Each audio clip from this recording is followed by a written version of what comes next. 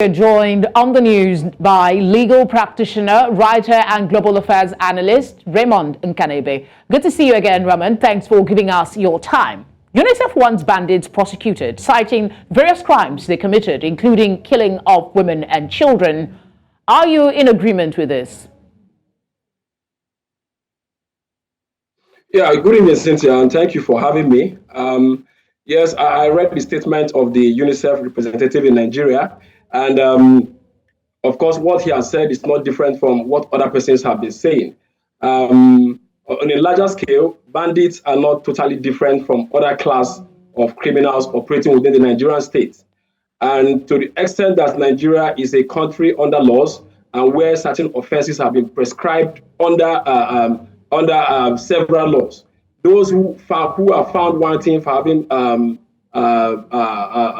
infracted these statutory codes should be liable to face the criminal justice system. Having said that, the peculiar issue with the bandits is not just that they are not being prosecuted. I think it is too sweeping to suggest that they are not being prosecuted.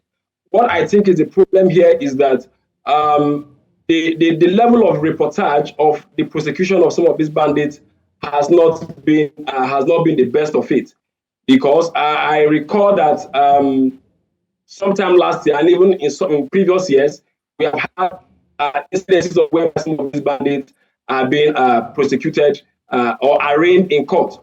But after their arraignment, nobody tries to follow up with the progress of these matters in the law courts. So except someone is not watching seriously, it may come off as though some of these bandits are allowed to go scot-free without the long arm of the law being applied against them. Let's look at a scenario. Some people suggest that some of these individuals who get into acts of terrorism and banditry were forced. At least some of the reformed bandits we know have been said to have reported that that's what happened, and some of them that are repentant have been incorporated into our security architecture. That's what we hear. What's your thinking about this repentance and, maybe charging those who are innocent? I think let me take it in twofold. So on the one hand, we have different forms of penology. Penology in the context of criminal law is what is the appropriate punishment for criminal behavior. And so there are several schools of thought who have said, there are some who have the view that if someone has committed an offense, you don't have to punish them. Some people have the view that you can actually repair persons who have committed they see crime as an asocial behavior. So if people are involved in this act, they try to find out what is responsible for this and how can they be repaired to become members of the society. So this is what is called restorative justice. They're trying to see how they can repair criminals. So within that context, I think the conversation around rehabilitation of bandits and other criminal elements in the country may be justified. And if that is being done, and some of them are able to be repatriated back into the nation's security architecture, then I think it will be a win-win situation both for the repentant criminals and also the country itself, which finds himself in a serious case of limited manpower in terms of our security forces. So I think it's not totally a bad idea to advocate for rehabilitation of some of these criminals and finding a way to make them useful to the Nigerian state, either providing civil security assistance to the Nigerian military, or even fully being incorporated into the security forces, to the extent that only those who are able to pass the parameters of this rehabilitation will be qualified or qualified for this. Yes.